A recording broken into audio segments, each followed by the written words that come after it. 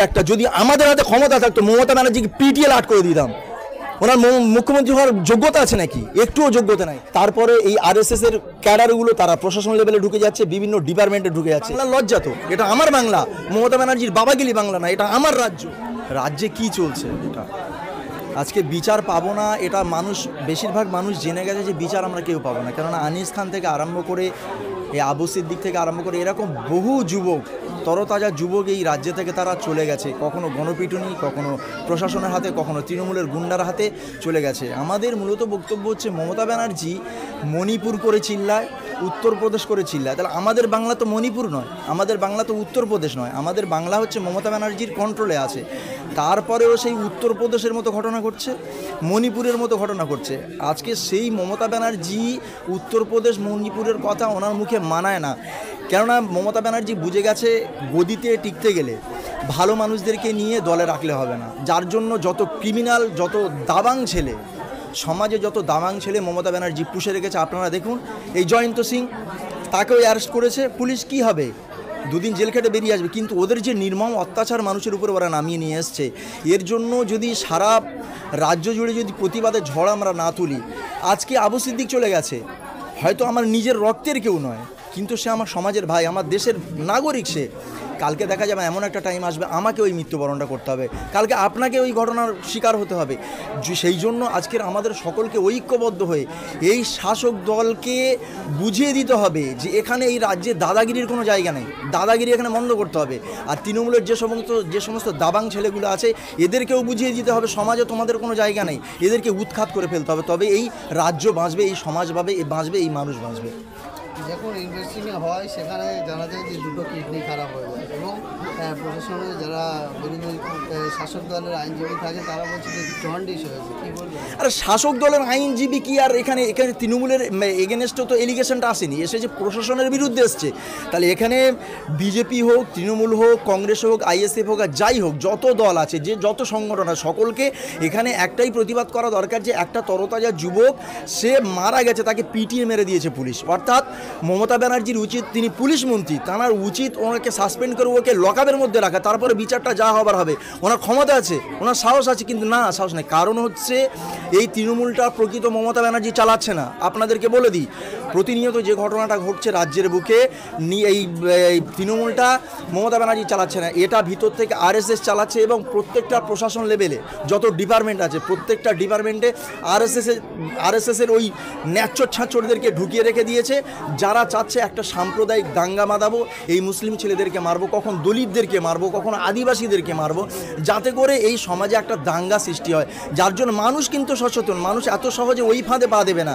আগামী দিনে আপনাদেরকে বলে দিচ্ছি, এমন একটা টাইম আসবে, যা পরিস্থিতি ঘটছে আগামী দিন তৃণমূল কংগ্রেসে এই যে গণপিটুনি যেটা হচ্ছে, এই তৃণমূল কংগ্রেসের নেতারা গণপিটুনির মধ্যে পড়বে। তার সঙ্গে সঙ্গে প্রথম ধাপ যেটা হবে, আপনাদেরকে বলে দিই, কিছুদিনের মধ্যে পুলিশকে গণপিটুনি করবে পাবলিক।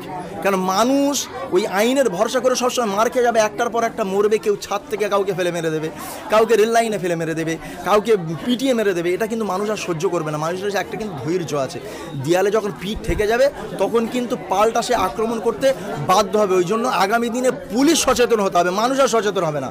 মানুষ যা হবার হয়ে গেছে, মানুষ এবার রিয়াকশান দেবে। এবার পুলিশকে সচেতন হতে হবে যে ওরা গণপিটুনি খাবে না থানার মধ্যে নিরপেক্ষভাবে তারা আইনটাকে চালাবে, এটাই সিদ্ধান্ত নিতে হবে। এই যে রাজদীপ সরকার, যার বিরুদ্ধে এত অভিযোগ, যিনি বলেছেন যে জানার চাচা কাকা, তিনি যে বায়ানটা দিয়েছে একদম মারমন্ত্রী, সেই ক্ষেত্রে তাকে সূত্রমারফত খবর পেলাম যে তাকে ট্রান্সফার করে দেওয়া হবে। আচ্ছা, এর থেকে আর এটা মিডিয়ার আপনাদের সামনে বলবো কি করে? এ তো আমার বাংলা লজ্জা। তো আমরা যে মিডিয়ার মাধ্যমে বলছি, সারা ভারতবর্ষ, সারা বিশ্ব দেখছে যে পশ্চিমবাংলায় এরকম একটা পরিস্থিতি, আমার বাংলার লজ্জা। তো এটা আমার বাংলা, মমতা ব্যানার্জির বাবাগিলি বাংলা না, এটা আমার রাজ্য। অর্থাৎ আমরা ট্যাক্স দিয়ে এই রাজ্যটাকে চালাই, এই দেশটাকে চালাই। অর্থাৎ মমতা ব্যানার্জি যে কর্মকাণ্ড করে বেড়াচ্ছে, এই রাজীবকে যেটা করে ট্রান্সফার করে দিয়েছে, এটা উচিত হয়েছে? এটা মানুষের পর্যায়ে পড়ে? আমার তো মনে হয় মুখ্যমন্ত্রী মানুষের মধ্যে পড়ে না। ওনার যদি ন্যূনতম মানুষের চামড়া যদি গায়ে থাকতো, যদি মানবিক মনুষ্যত্ব যদি থাকতো, কোনো দিনও এই ঘটনাটা ঘটতো না।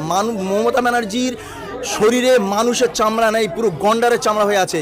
কেন উনি কথায় কথায় একে ওকে অ্যারেস্ট করায় না, কিন্তু আমরা রাজি আছি অ্যারেস্ট হতে। আমরাও আনিস খান হতে রাজি আছি, আমরাও আবু সিদ্দিকের মতো হতে রাজি আছি। কিন্তু মমতা ব্যানার্জিকে বলবো, আপনি আগে মানুষ হন, তারপরে মুখ্যমন্ত্রী হবেন, তার আগে আপনি মুখ্যমন্ত্রীর দাবি করবেন না। এর আগে বিরোধী নেত্রী যখন উনি ছিলেন, রেজওয়ান কাণ্ডে হোক আর চাहे জাহাঙ্গীর কাণ্ডে হোক, পান থেকে চুন খসলেই বাংলাকে মাথায় তুলে নিতেন। আজকে জাহাঙ্গীর সহ বেশ এই 10-15 দিনে 12 থেকে 15 জন মানুষের গণখোঁজ নিতে পারে।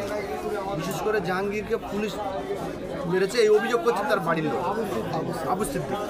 সেই মুখ্যমন্ত্রী এবং পুলিশ মন্ত্রী তিনি এখনো পর্যন্ত মুখ খুললেন না, কি বলবেন? নীলজ্জ মুখ্যমন্ত্রী, বাংলার মুখ্যমন্ত্রী মমতা ব্যানার্জি হচ্ছে নীলজ্জ। যদি লজ্জা শরম যদি থাকতো একটু, তাহলে এর রিয়াকশানটা মমতা ব্যানার্জি দিত, সঙ্গে সঙ্গে ওই পুলিশকে সাসপেন্ড করে ওকে লকআপের মধ্যে দিত। কিন্তু সেটা করবে না, কারণ হচ্ছে এই তৃণমূল দলটাকে মমতা ব্যানার্জি দাবাং ছেলেগুলো টিকিয়ে রেখে দিয়েছে এবং প্রশাসনকে টিকিয়ে রেখে দিয়েছে। আপনারা দেখেছেন প্রত্যেকটা ইলেকশনে মানুষ খুন, প্রত্যেকটা ইলেকশনে ভোট লুট, প্রত্যেকটা ইলেকশনে গণতন্ত্র লুট হচ্ছে। তারপরেও মমতা ব্যানার্জি সেখানে নবান্নে বসে বসে বড় বড় ভাষণ দিচ্ছে। কিন্তু আমাদের বক্তব্য হচ্ছে মমতা ব্যানার্জি শুধরাবে কখন, কবে শুধরাবে? মুসলিম করে মানে চেঁচায়। এবং আমরা দেখেছি, আপনারা সোশ্যাল মিডিয়ায় দেখিয়েছেন মমতা ব্যানার্জি দুধেল গাই। তার মানে এটাই কি দুধেল গাই মানে লাথি মারে সহ্য করতে হবে? তার এই রিয়াকশনটা এটা দিচ্ছে, মুসলিমদেরকে পিটিয়ে হত্যা করো, মুসলিমদেরকে লকআপের মধ্যে মেরে দাও, মুসলিমদেরকে সমস্ত জিনিস থেকে বঞ্চিত করো, এটাই কি মমতা ব্যানার্জি করতে যাচ্ছে? শুনুন, ব্যাপারটা হচ্ছে যখন সিপিএম 34 বছর ক্ষমতায় ছিল, সিপিএমকে বিজেপি কোনো রকম উৎখাত করতে পারছিল না, যার জন্য মমতা ব্যানার্জিকে একটা মুখ পেয়েছিল আরএসএস এবং বিজেপি। তাকে দিয়ে যেহেতু বিজেপি সরাসরি যদি সিপিএমের সঙ্গে মুভমেন্ট করে পারবে না, যার জন্য মমতা ব্যানার্জিকে সংখ্যালঘু দরদি, মুসলিম দরদি সাজিয়ে সামনে এনে আজকের সেই জায়গাটা দখল করে, যাতে করে বিজেপি আস্তে আস্তে চলে আসে। এই যে আপ ডাউন হচ্ছে, আপনারা বলবেন সিট কমে গেছে, এটা কোনো ফ্যাক্টর নয়। সিট কমেছে এটা ফ্যাক্টর নয়, ফ্যাক্টরটা হচ্ছে মমতা ব্যানার্জির নেতৃত্বে আরএসএসের ক্যাম্প বেড়েছে। আপনারা জানেন চারিদিকে আরএসএস বেড়ে গেছে। তারপরে এই আরএসএসের ক্যাডারগুলো তারা প্রশাসন লেভেলে ঢুকে যাচ্ছে, বিভিন্ন ডিপার্টমেন্টে ঢুকে যাচ্ছে। আগামী দিনে এই পশ্চিমবাংলাকে আমাদের বাঁচাতে হবে। যদি আমরা হাত গুটিয়ে চুপচাপ বসে থাকি, এই বাংলাকে আমরা আর বাঁচাতে পারবো না। এমন একটা সময় চলে আসবে, আমাদেরকে দাসত্ব স্বীকার করতে হবে। আমরা দাস হয়ে বাঁচবো, যেটা ইংরেজরা করতে চেয়েছিল মমতা ব্যানার্জি সেটা করাবে। অর্থাৎ এটা আমরা কখনো হতে দেবো না। এর জন্য যদি হাজার হাজার যুবকের জীবন দিতে হয়, আমরা জীবন দিতে রাজি আছি, কিন্তু এই বাংলাকে আমরা বাঁচাবো, এই দেশকে আমরা বাঁচাবো। আপনার ট্যাক্সের পয়সা এই পুলিশ প্রশাসনকে মাইনে দেওয়া হয় আমাদের নিরাপত্তা দেওয়ার জন্য, কিন্তু বর্তমানে ওয়েস্ট বেঙ্গল সহ বিভিন্ন জায়গায় আমরা দেখতে পাচ্ছি পুলিশ প্রশাসনের দাবাঙি অভিনয় হবে। তো এই দেখুন, এই যে আবু সিদ্দিককে খুন করেছে পুলিশ, আর মমতা ব্যানার্জি আমাদের ট্যাক্সের টাকা, ওই ছেলেটার ট্যাক্সের টাকা, আবু সিদ্দিকের ট্যাক্সের টাকা নিয়ে পুলিশকে বাঁচানোর জন্য সুপ্রিম কোর্টে যাবে। আপনারা দেখুন, এই মমতা ব্যানার্জি যাবে। কত বড় নির্লজ্জ যে ছেলেটাকে খুন করে দিয়েছে, সেই ছেলেটার ট্যাক্সের টাকা নিয়ে পুলিশকে বাঁচানোর জন্য সুপ্রিম কোর্টে যাবে। এটা আমাদের জন্য সত্যি বলছি মানে দুর্ভাগ্যজনক। আমরা ভাষা মানে বোঝাতে পারছি না কি করব, মানে অগণতান্ত্রিক কথা। তারপরে আমি বলছি একটা, যদি আমাদের হাতে ক্ষমতা থাকতো মমতা ব্যানার্জিকে পিটিয়ে লাট করে দিতাম। ওনার মুখ্যমন্ত্রী হওয়ার যোগ্যতা আছে নাকি? একটুও যোগ্যতা নাই। কেন আর গণতন্ত্রের বাইরে কথা হচ্ছে, আমি তারপরেও বলছি, কারণ আমরা মানুষ, আমরা কোনো জন্তু জানোয়ার নয়। আমাদের মধ্যে একটা সেন্স আছে, আমাদের মধ্যে ভালোবাসা আছে, আমাদের মধ্যে রাগ আছে, আমরাও তো রক্তে মাংসে গলা মানুষ।